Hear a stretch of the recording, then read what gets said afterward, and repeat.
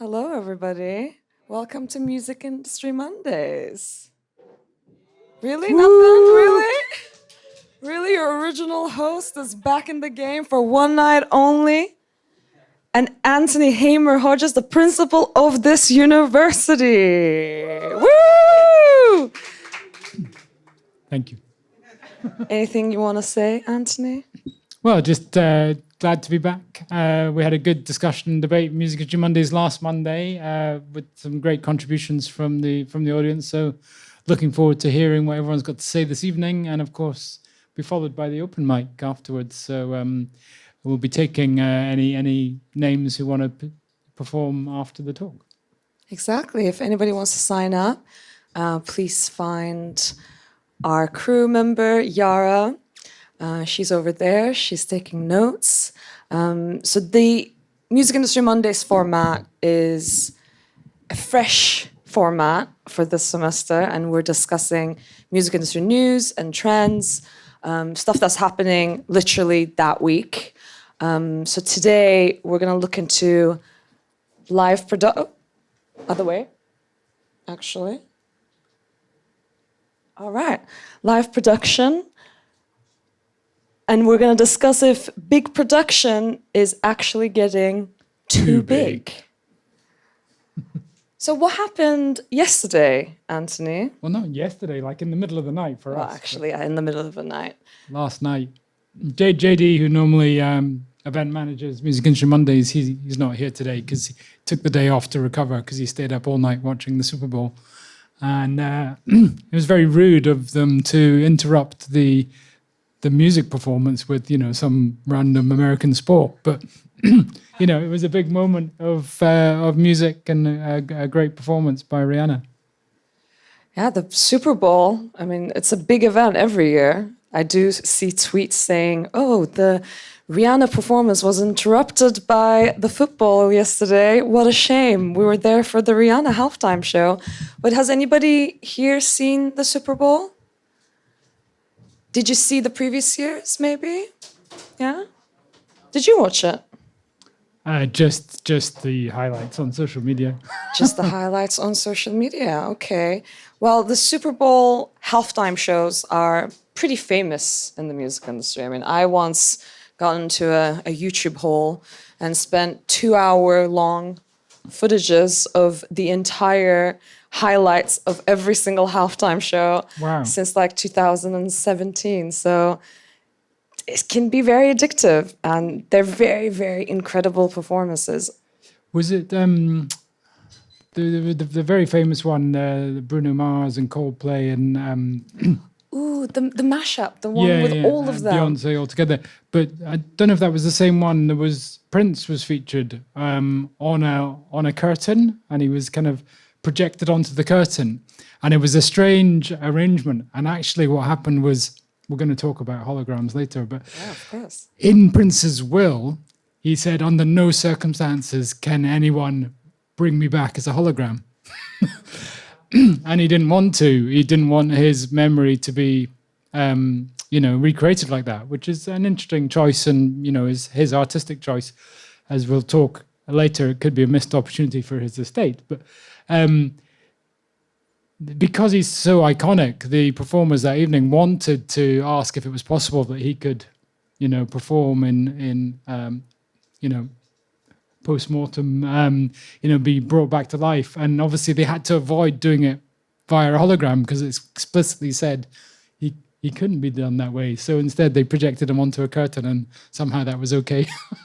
Yeah, like a high-tech projection. But, I mean, is it copyright protected, or can you actually claim that and claim a legal case against the holograms, even if somebody revives you after your death? I mean, that's an interesting topic of conversation. Really. Yeah, so as artists, you have the ultimate right to decide how your performances are used. You have the right to decide how they're recorded, how and when and if they're recorded, and then how those recordings are used. Now, unfortunately or fortunately, depending on how you look at it, a lot of artists sign away those rights in exchange for checks and money. The worst possible scenario is when you sign them away in return for no checks or money, but don't do that. yeah, when you have control, that gives you choice. And Prince obviously had control, and he's like, I want to control how my image is used after my death as well. And can you waive image rights? Because when somebody films you when you're on stage, technically you own that copyright, right? You you own your performance. Um, you own your performance, and that performance is captured in the film or photograph. And the videographer or the photographer, if they're not paid directly for the services, actually own the media, but they can't do anything with that media unless they've got the express permission of the artist featured in that media. Interesting. Well, those estates of, big artists who are now passed, I mean, they're going to make a lot of money from those holograms because of the new technology that's available. And if you really think about it, the most important pioneering artists, they had their finger on the pulse before what's going on in the industry right now. I mean, we talk a lot about hypnosis and the idea of catalog purchasing, but if you really look at it, David Bowie, created the Bowie bonds before this was ever a thing. And maybe Prince was really, forward thinking in terms of understanding that the hologram technology is going to be massive someday, right? Definitely, and he was definitely an artist who chose control over money. Obviously, he became wealthy, did very well, but he wanted control.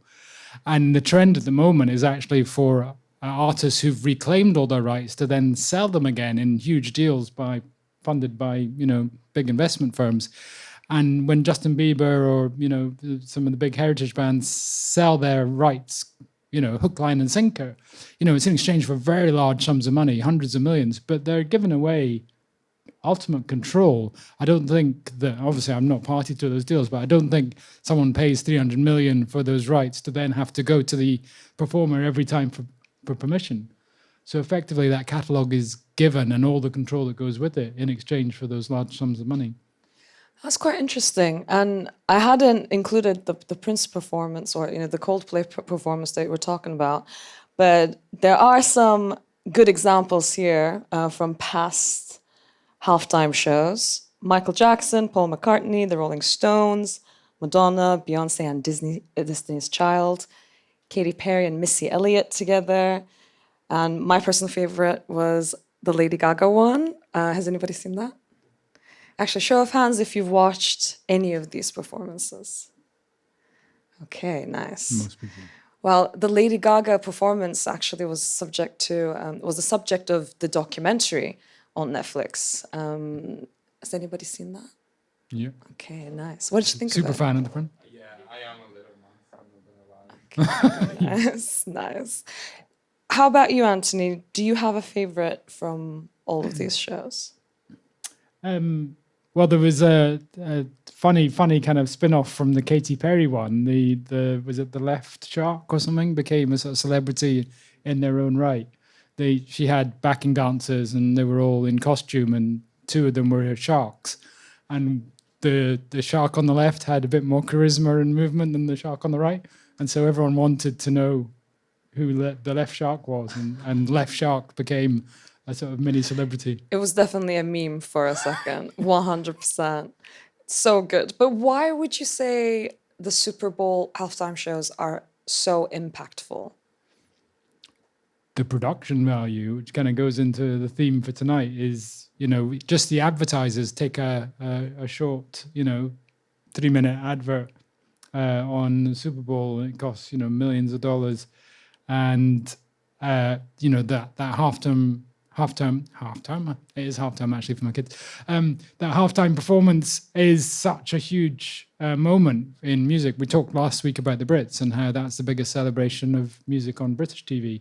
But the Super Bowl halftime show is ultimately one of the biggest showcases for music on American TV. And so, again, the record label, the management company, the promoters, they put in huge sums of money to make it these big shows. And also they now think, what are going to be the memeable moments, to create those visual spectacular, those quirks, those bits that are just going to be the sort of halo moments of the whole evening. People are going to be talking about and sharing immediately afterwards. I mean, it can make or break your career, right? I mean, as an artist, it's such a high privilege to be offered to do that. And of course, we're talking about the US specifically, but it is a big moment in the global industry as a whole. We're watching it here. I mean, JD was watching it last night, but it's just something that you got to do something special for. And I love watching those performances. I just love the thought and the rehearsal that goes behind it. And if you watch the Lady Gaga documentary, you see the months and months of planning and rehearsals and the math and the science that goes to it. But you were mentioning the budgets around that. I mean, I feel like with something like a sports show, you can see that they have a lot of budget, and it's not very difficult to find that budget for them because of all of the millions of people watching it and all of the sponsors and the brands and the companies that are involved with something like that. But do you think an artist on their own, would they be able to afford that kind of production all the time? Well, first of all, the level of production, thought and rehearsal and talent that goes into those performance slots is incredible. You see in a Hollywood movie, if there's a 3-minute or a 5-minute or a 10-minute continuous sequence, everyone wets their pants and goes, that's the most amazing bit of cinematography ever. But a halftime Super Bowl show is the equivalent of that. Often thousands of performers, extras, dancers, musicians, all coordinated and then filmed from multiple angles in a coordinated way that creates these incredible moments. And that doesn't happen by accident. That takes months of planning, weeks of rehearsals, the kind of integration of lots of moving parts and people. And as we'd said, every single performer has the rights to their talent. So you're then also buying those performances, buying that talent, in order to then integrate it into your 5-10 minute. Yeah, from a business perspective, obviously, if it's a single moment that's from a very special night and it's a very famous and popular event with that much visibility, with that many eyeballs that you're going to get, it might be a bit easier to fundraise for something like that. It might be easier to find backing for a massive live production budget. But doing that on a tour would be it wouldn't be financially viable. It wouldn't be sustainable. For those of you who don't know me, I do develop and teach the ticketing and touring module at LCCM as well. And I started my career doing live production, tours, stadium concerts, and the costs that go into those things are incredibly high. But nowadays in the live industry, we're discussing that it's not worth it for UK artists to go into the US anymore because the tour production costs are so high that unless you're the biggest artist in the US and you're streamed the most in the US, as a UK artist, as a European artist, it might be a bit difficult for you to tour there. But I think it's almost more complex than that, and actually more scary when you think about it, because the rate of acceleration in artists' careers has really sped up, and there's no middle ground any longer. So you're either nothing and nowhere and performing to really small crowds, or suddenly you have one hit and you're nominated for Brits, and you're suddenly not doing 300 cap venues or even 120 cap venues. You're suddenly, your promoter, your manager, your record label's like, oh, why don't you do this? And you're jumping suddenly up to arenas and stadiums. Like Lewis Capaldi went from playing tiny venues, or possibly, I can't remember if he was touring at all, but one big hit, one mammoth hit, suddenly he's doing stadiums. And the learning curve for an artist performing, from jumping up from tiny crowds to mammoth crowds, and then that expectation that it's going to come with huge production value too. So then you suddenly have to get used to performing to a click track so that all the effects can be triggered and the visuals can happen at the same time, in coordination with your performance, and the huge crews and logistics and the unstoppable momentum that tour then creates. So you do a tour in the US because you're suddenly huge. You've had 1, 2, 3 hit singles, but there's no getting off the ride. So, we talk also about, mental health and looking after artists, but once you're on that roller coaster, there's no getting off. You say, I need the night off tonight. And what's your manager going to say when you've got 5 trucks touring with you and, sell out crowds with, huge arenas or stadiums. So what are the get outs? And luckily the industry is changing and people are scheduling tours to have breaks in them. But the artist gets the break, the production crew stay on the road.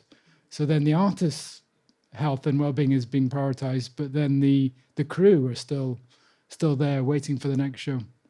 I mean, it's interesting that you said mental health also. I think I sent you a WhatsApp the other day about the new book that came out, that's coming out in March. The FAC have created in collaboration a mental health guide for touring musicians. And there's more and more discussion around that. But maybe there's less transparency about the thing that you're talking about, which is the top artists, the biggest, the highest grossing artists who bring in the most streaming numbers and revenue, that's just still such a small and privileged circle, really. I call them the 1%ers, actually. Like how in the US, the richest people are only 1% of the population, but they just make up so much of the actual finances of the country and the GDP. But it feels like the middle artists, the middle-class artists in that sort of analogy, they really have it tough. And obviously, when you're an up-and-coming musician and you do your first tour, you do everything DIY. You're either your manager becomes your tour manager, or your friends become your tour manager, or you just kind of do it in like this community way. But for an artist who is an indie alternative act, who might be making maybe a few million streams on Spotify, it might not be so realistic for them to do a stage production like this. So let's look at what has happened last night, because we can still enjoy those final, the solo moments of really good live production. Can everybody see what's going on there on stage? Yeah, so that's a floating stage, right? Yeah, you can actually see the cables. There's cables either side, and then Rihanna's sitting on some sort of structure. It's like the statues in Covent Garden where they're balanced and they look like they're, feats of human endurance, but actually she's got a nice seat there. But she's probably strapped in some way that you can't see, because otherwise it would be scary as hell. Oh yeah, there are so many safety regulations around something like this. All right, let's see what it was like.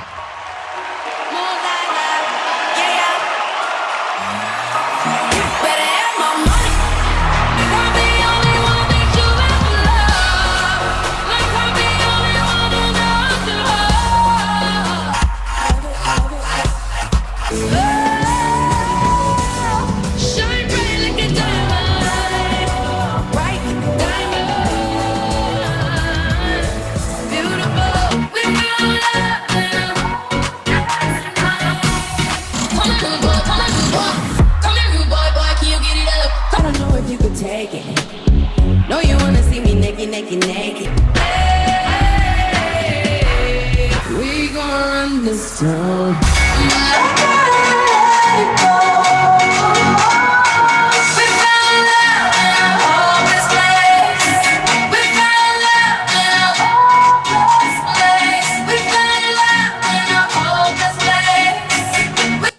Okay. Ooh, all right, that was quite something. Who would know where to start with that, right? You get a booking next week, next month, you're putting a show, you're like, okay, I need to get some gear, I need to get, some fellow musicians, we're gonna do it right. But where'd you go for the floating platform and the dancers who are willing to do that? It's incredible. Well, they're all custom made. I think we were talking earlier that I once managed an artist who had an electric harp on stage every night, and they had all of these risers. So risers are, how would you describe a riser? Well, a movable platform, or shiftable units for stage production. Absolutely, and they can cost a lot of money if you have a special design for that. And we had somebody designing every single element on stage. They usually use AutoCAD and the softwares that architects use. and the production crew actually ends up calculating everything, and they speculate a budget around that, which is then communicated to the promoter and whoever is promoting the tour. In our case, I was doing it, I guess. So I was the person who had to employ all of those people, and approve those budgets. But what's really interesting is that if you give an artist any budget in the world, like whatever they want, if you throw money at them and say, just design and plan everything and anything you want, they always go for something that's revolving. So they always go something that's like a circle and some sort of floating movement. And the Rihanna thing was very similar to that. And maybe there's something to that. It is quite visually appealing. And the way we did it was that, we had 3 floating risers that kind of rocketed up from the lower floor, and it was just kind of like that thing that Michael Jackson did, I think, back in the day. Do you remember that one? It was the big show for the rocketing risers, and the laser show, and all of the different 3D mapping, projection mapping, all of those things. And I think per show it cost about £100,000 or something like that. So obviously a lot of thought goes into these productions. But we were also speaking earlier about the thing that started those live production trends. Well, so we were trying to think, when did the stakes get raised in terms of big audiovisual production? Why is it no longer appropriate to just have, a guitarist on stage, Ed Sheeran? Why is there the expectation that you're going to have all the bells and whistles and the explosions and the visual extravaganza? And I kind of bring it back to Daft Punk's Coachella set, 2007. Obviously, being a dance act, sometimes, their productions are studio-based. They don't have, a whole bunch of musicians to present the music, live on stage. So they have to do it differently. And in the past, the acts that did make it big from the dance world, they would try and, pad out the stage presence with musicians. And sometimes it works really well. But Daft Punk decided for Coachella they'd take it a completely different direction. And it became this kind of trailblazing, it basically spawned the entire EDM movement in the US, where, big venues, big production, there was already the superstar DJ culture, but it sort of took DJ culture to a whole nother level. And then it spawned into all other types of music, where it's, no longer just about the musicians on stage, and it's all about, how the music and the entertainment is presented to really captivate and energize the audience. And someone said the other day something that rang true for me. It's like, the creative industries aren't really the creative industries, they are the mood-altering industries. And the music, as film and other industries, are basically in the business of changing and enhancing or supporting people's moods. And when you go to a live event, it's about the group experience as much as anything else. You're with other people who love the act and also know the words, or also want to go crazy. And to me, that's as fascinating as the bands and the artists on stage. I want to know the stories of the groups that get together, that meet, that haven't seen each other for years, that get together for the shows. And then, that energy, that emotion all captured in the audience is as exciting to me as the energy and emotion that's performed on stage.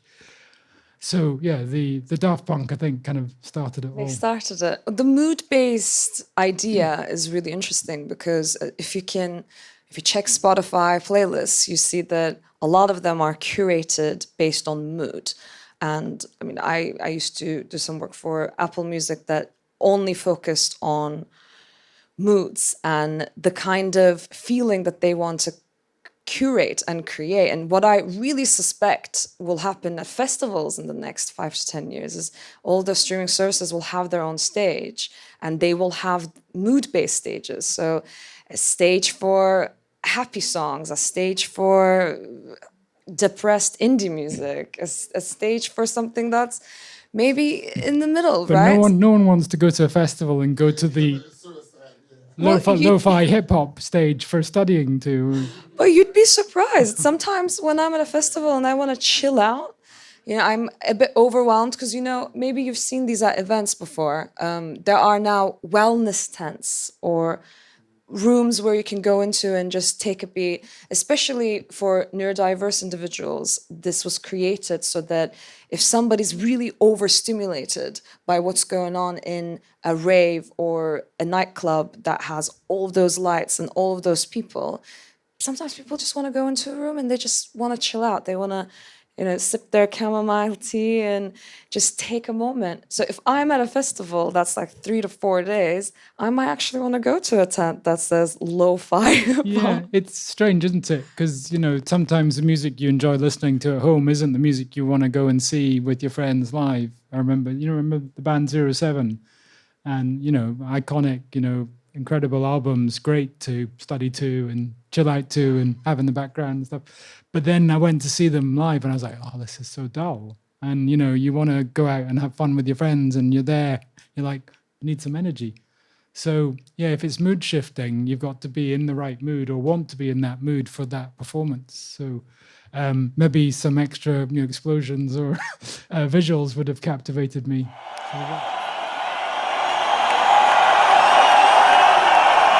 This is the full concert. Yeah, we're not going to watch the whole thing, don't worry.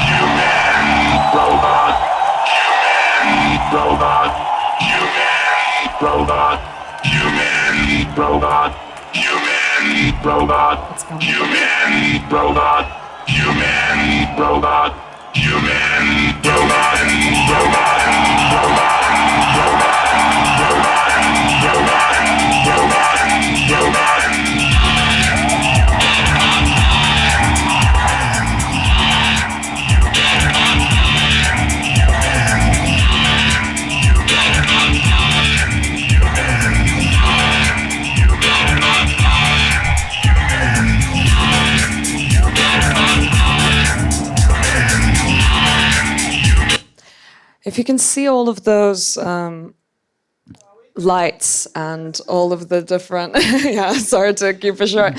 If you can see all of those lights and all of the different styles they could have just turned lighting. up with some DJ decks and a sampler, but they built that entire pyramid stage. They did that huge flashing grid scaffolding. Mm-hmm. So the festival organizers wanted to book them as Daft Punk. They didn't specify the production. The band specified the production and turned up with this huge rig. And as I say, I think that set the bar for what would follow, not just in dance music, but across music. And I remember, I don't know, 10 years ago, going to a festival and seeing, an incredible artist.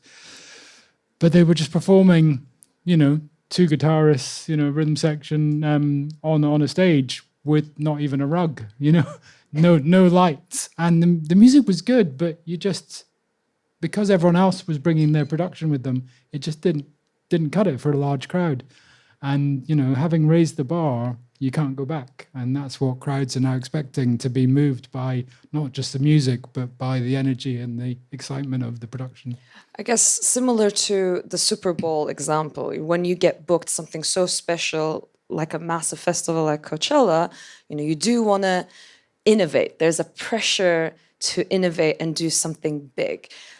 And maybe the Daft Punk example may have been one of its first examples of the things that we see now, because we see some really high value, high cost productions these days. Lizzo is definitely one of them.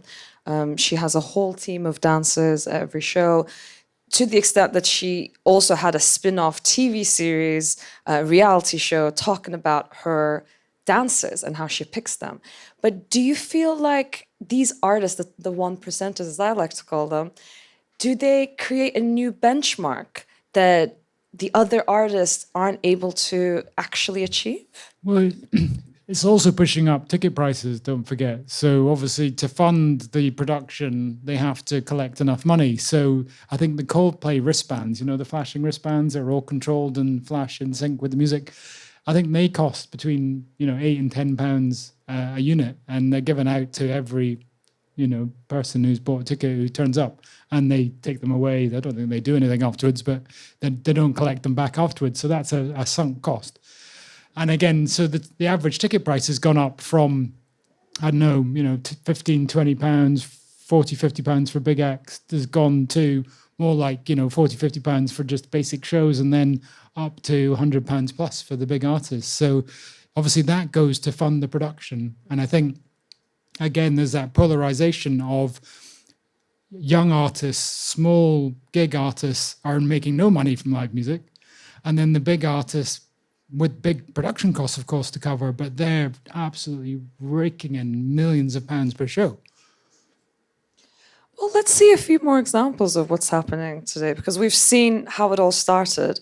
And I also want to show some current examples. The Lizzo shows are an incredible example because of the dancing and the different instruments that she plays. And, you know, she's a true entertainer. As you were talking about it, Anthony, this is the entertainment industry at the end of the day. It's not just music. We're all expected to be in some sort of a show that's not just audio, but also visually stimulating. And I see a lot of artists now use VJs, and they have crew members that are there on tour every single night, live mixing videos. And these aren't just massive tours like Beyonce's tours, but it's also indie alternative bands who just have a very good and super fan base in East London or South London, and they are innovating and they are using creativity too.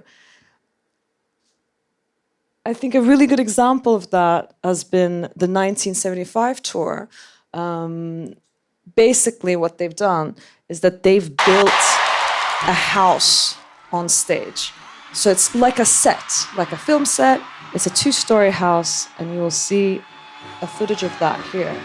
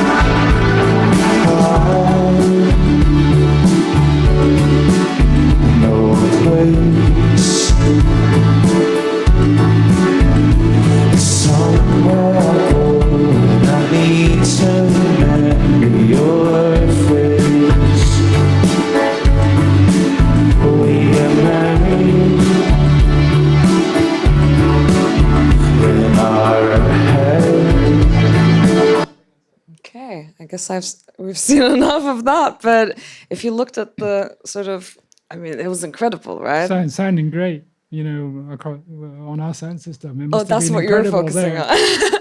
I was just focusing on how could a tour manager actually do the logistics of carrying all of that stuff across the country or across the world. I mean, Well, it wouldn't be a tour manager, really. It'd be production manager, It would and be a that's production you know, the different leagues of people that you need. You know, you're a small band, you're doing local shows. You don't really need a tour manager. You probably don't even have a guitar tech. But suddenly you're doing, you know, bigger shows, longer tours. You probably need a tour manager. You need a bus. You need, etc. It starts to pile up, and then suddenly you get into that world, and it's just different level. production manager, stage manager, visual effects, lighting. You notice the start of that, it said Amazon Presents or Amazon Music Presents. So, that's where some of the cash comes to front the upfront investment. Gotta have a sponsor. But who are those people that make up the live production of a production like this? Because the questions here are, what are the costs that might go into a high-value production like that? When things actually get to that level of the top 1%, who are the people that you need to employ? What types of teams do you need to have with you on tour to be able to deliver something of that magnitude? Well, I listed some of them earlier. If you've got dancers, choreography, then you've got your dance troops, your choreography, your production managers, and syncing that in with the overall piece. You've got the stage manager, the stage build, then the logistics, the touring, if you're going over international borders, you've got the whole permits and administration side of it too. Your You've lawyer, probably your got accountant. catering. You've got you're tapping into the local venues, the promoter, the local teams too. It's just a sprawling mass of people that you employ. As an artist, effectively as an artist, you're CEO of a business, especially when you get to that level, and all these people are working for you. Mm-hmm.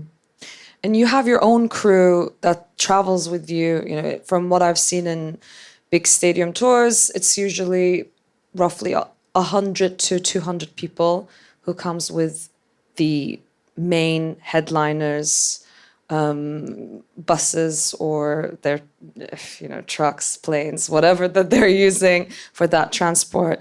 And a lot of the time the caterer also comes in, and it's not just any caterer. You don't go to, let's say, Singapore and use their local promoters catering. A lot of the time you also bring your caterer and they set up shop there and they have their own tent, and your local production crew, they have their own tent. They build the venue sometimes. A lot of the time in those arenas and stadiums, you actually build the stage and what comes with it, including all the backstage and all of the rooms and all the things that they required, by going there 2 weeks, 3 weeks in advance and actually building stuff, which will then be demolished 5 minutes after the show. All that money. So it's incredible when you think about it. I've been out on tour with artists, and just jumping on the tour bus and waking up in a new place is amazing. So I toured with an artist and they did a show in Warsaw.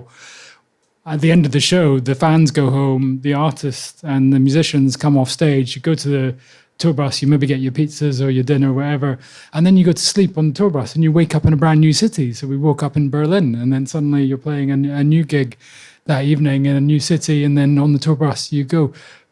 But when the fans leave and the artist goes on the tour bus, the production crew are there breaking everything down in one city, loading it all onto lorries and trucks, shipping it to the next city, and then building it all again before you can do the show the next night. So just the level of work and professionalism to do such a big production.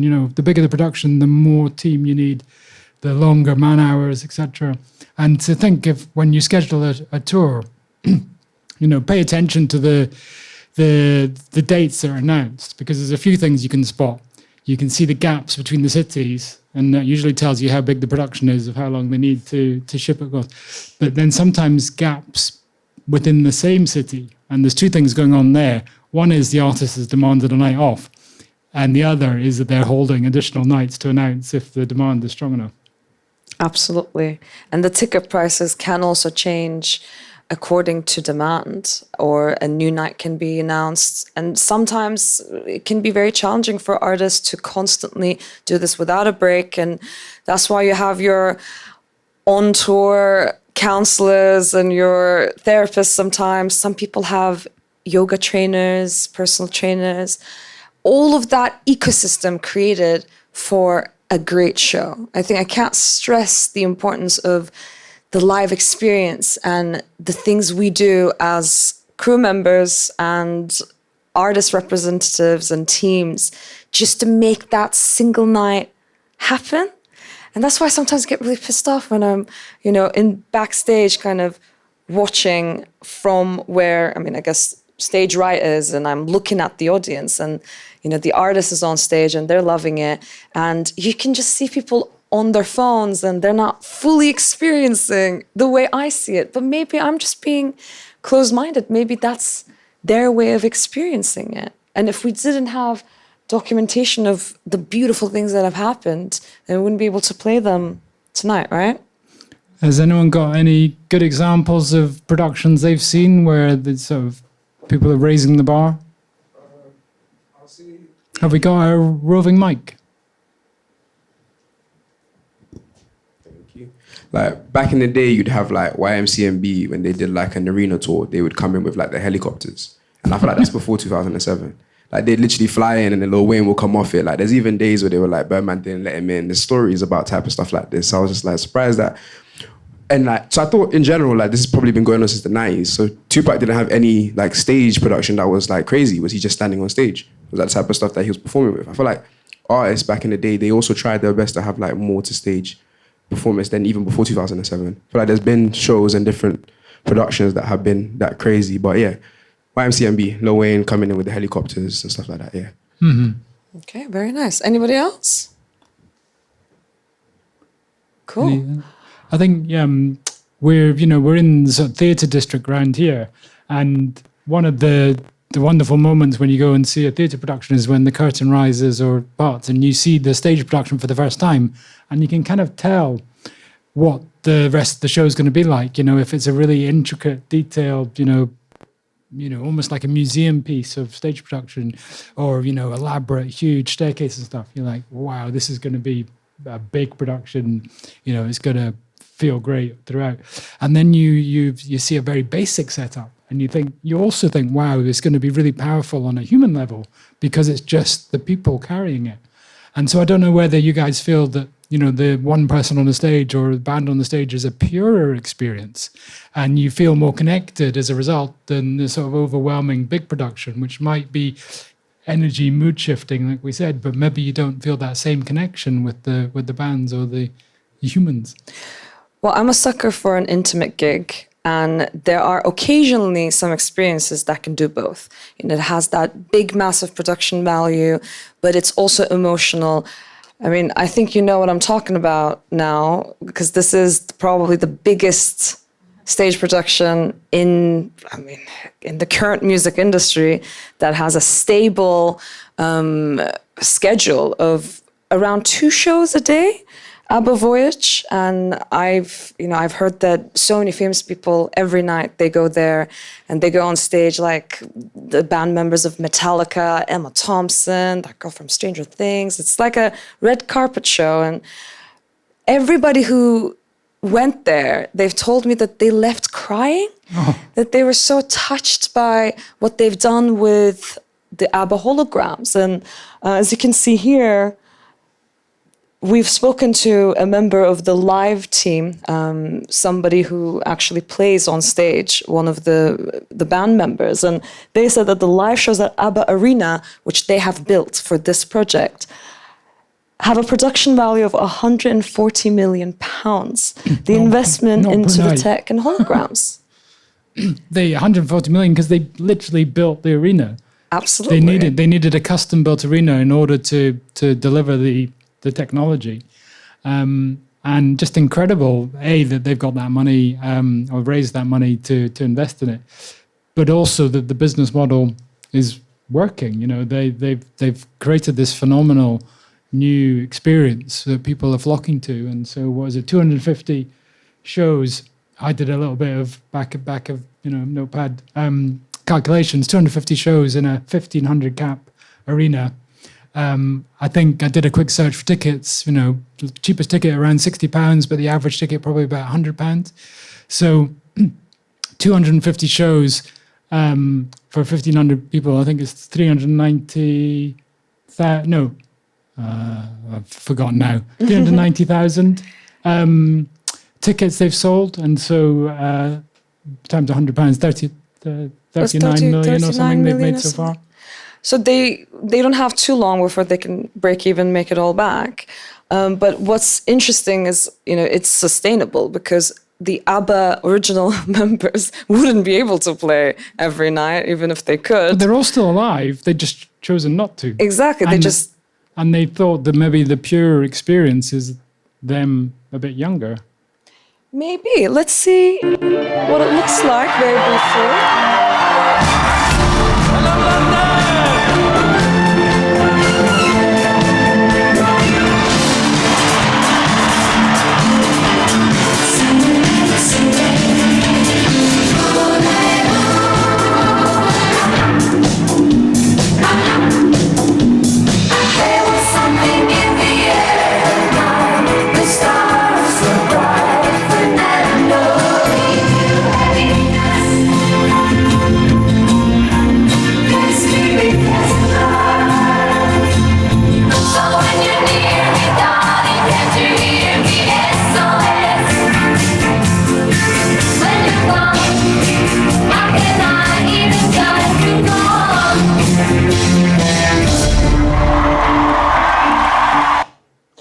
So what have they really done here? What is the tech behind what you're seeing?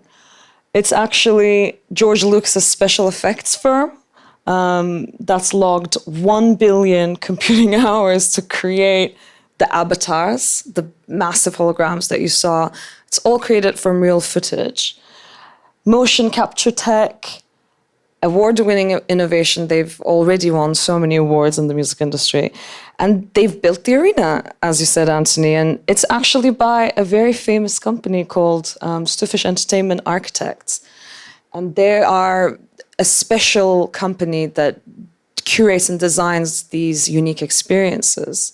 Has anyone seen it? Anyone been?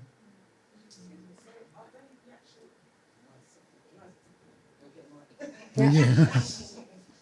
I know Abba we were friends at school. No, are they actual holograms? They are. So Incredibly. people pay to go and watch a hologram? Yeah. Yeah. They wouldn't get. Backed up by a live band. I thought they looked It's the ultimate, trade-off. As I said earlier, the big production means you don't get the human connection. This is big production with no humans. There's another question here. This is completely separate, but with that building now, would they then use that? If they what's the goal with that? Because would they always just perform ABBA songs, or will it then be other artists? And how does that work with ABBA making money from those shows as well? Because that's a lot of money invested, and you're not even performing. How do you even make the money from that? Well, so ABBA are literally the behind the company Pop House who are creating it, right? Or they have a shareholding, definitely. And I think there's two end games. One is taking it on the road, which means literally building another arena in other cities to do it. And the second one is making the arenas available for other artists and other hologram performances, obviously not print. But ultimately, it is called the ABBA Arena. It is there to carry on the brand integrity. And you're right, Anthony, it is something that the ABBA members are deeply involved in. It is their project. There might be some financial backing involved, but they do make that money back through ticket sales. But just to wrap it all up, because we do have an open mic after this, and we're going to have to cut it a little bit. I kind of want to go into the whole idea of creativity and the innovation around what's going on. So this is a picture of projection mapping technology used. Nowadays, this is actually a very common thing that's not just for big productions, but smaller productions as well. Just by pointing projectors in the right ways and using multiple projectors, you can create an experience for people depending on the architecture of the room and the design and the acoustics. But it feels like the images are coming alive. It's very 3D. And the entertainment architecture company that I was just talking about, they have a new book that came out actually in two years ago in 2021. And these are some of the ways that artists are using to innovate the industry. I guess the real question is, if the 1%ers or the highest grossing tours. yeah, for the average artist musician, what can they do to compete, or how do they? It must be scary, right? Where do you see yourselves fitting in as you evolve, as you build an audience? Do you see yourself? Would you want to build the kind of teams around you to deliver bigger shows? Would you want to be a hologram when you're older or dead? Has anyone got any thoughts or opinions? Mike? What can you do maybe potentially as an up-and-coming artist or a smaller artist to use your creativity to actually make your live shows more interesting? Because you don't always have to use those high-tech, high-production methods. There could be some other ways. If anybody can think of something.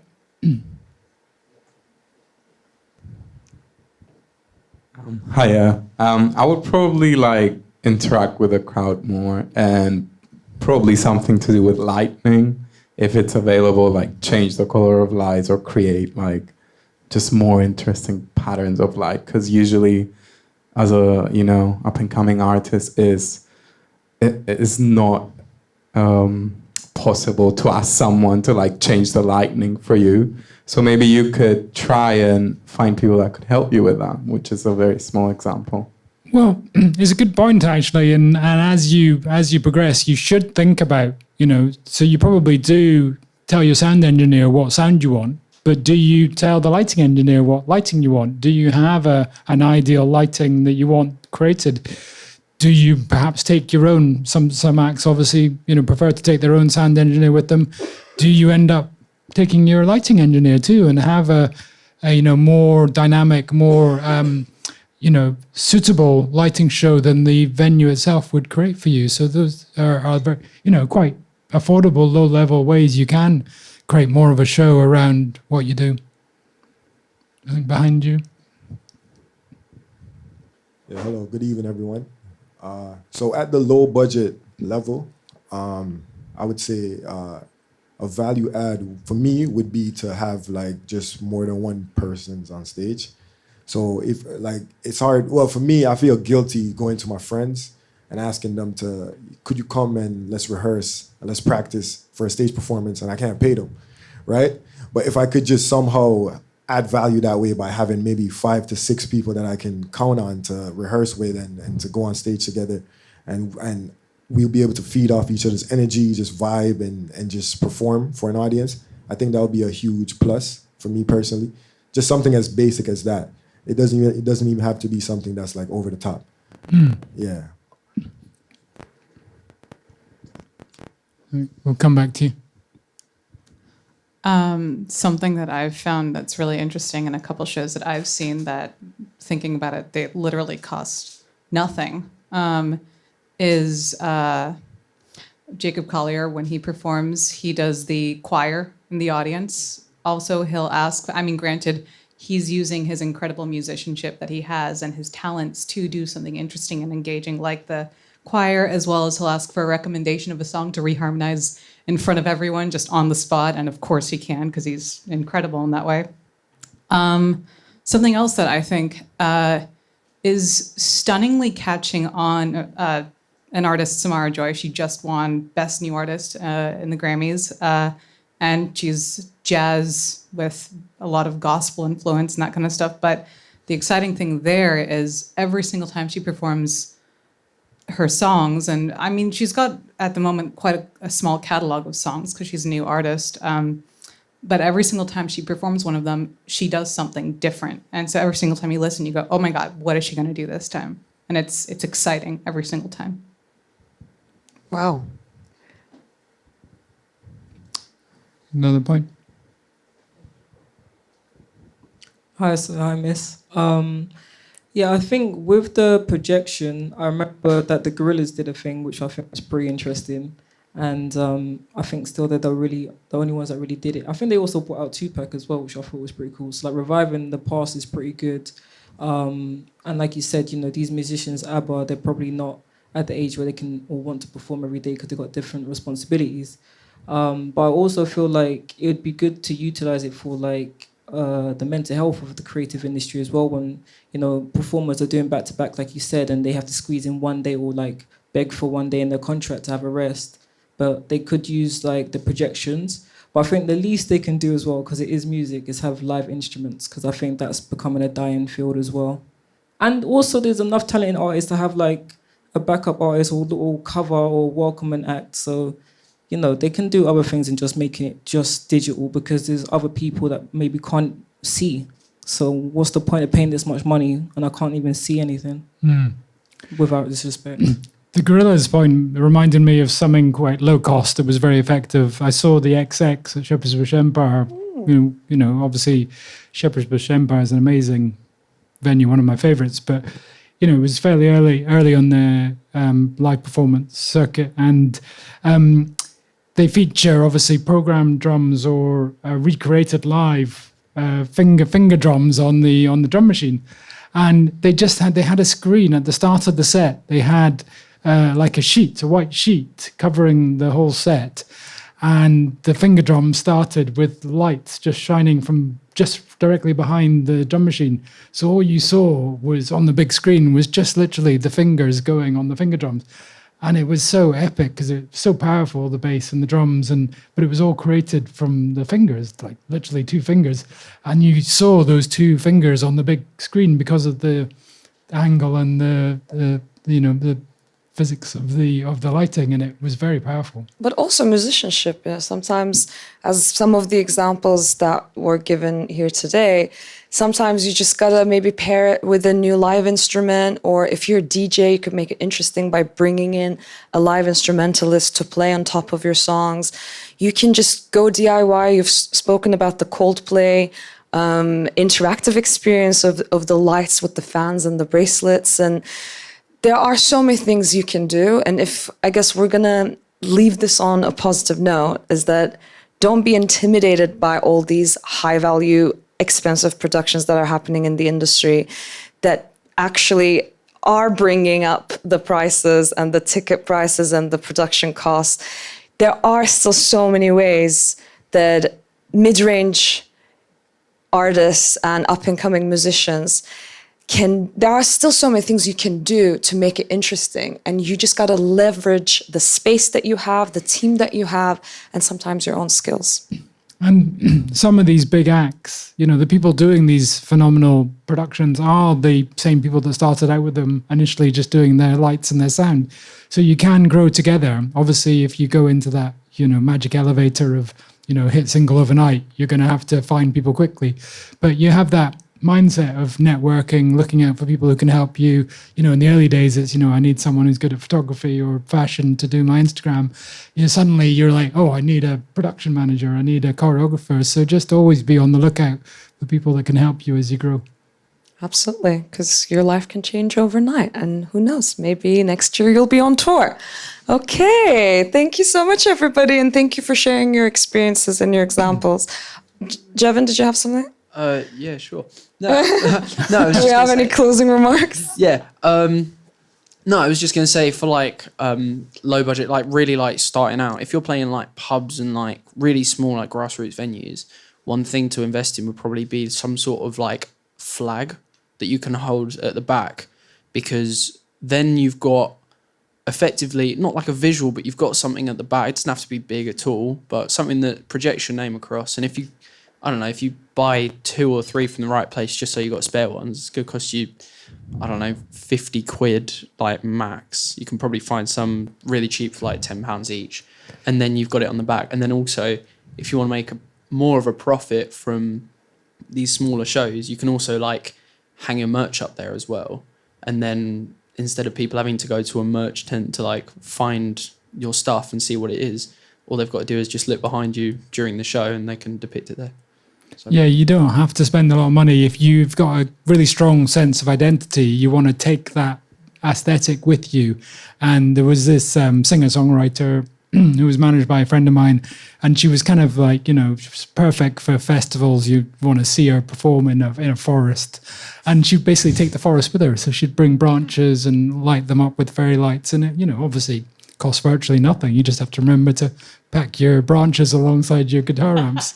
Oh, fairy lights. I've done so many of those when promoting events. And sometimes you literally ask your friends to do arts and crafts for you. And I got a 15 people team to do handmade origami to use as stage decoration once. So just be creative and think outside the box, everybody, and stick around for the open mic. Yeah. Thank you.